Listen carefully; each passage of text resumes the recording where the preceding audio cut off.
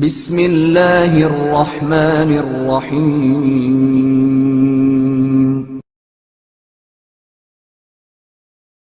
مدعی اور مدعا علیہ کے درمیان مساوات۔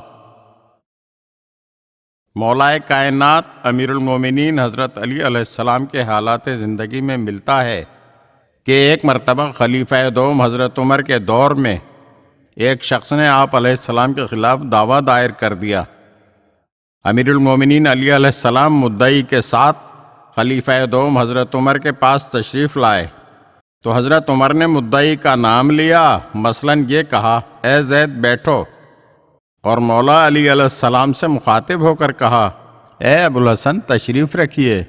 یہ سلوک دیکھ کر حضرت علی علیہ السلام نے انہیں تند و تیز نگاہوں سے دیکھا تو حضرت عمر نے جب آپ علیہ السلام کا یہ انداز دیکھا تو دریافت کیا، کیا بات ہے؟ امیر المومنین حضرت علی علیہ السلام نے ارشاد فرمایا، تم نے مدعی اور مدعا علیہ کے درمیان مساوات کیوں برقرار نہیں رکھی؟ مجھے بڑے احترام سے میری کنیت سے پکارا، لیکن میرے مد مقابل کو اس کے نام سے پکارا۔ چاہیے تو یہ تھا کہ یا تو دونوں کو کنیت سے پکارا جاتا یا دونوں کا نام لیا جاتا۔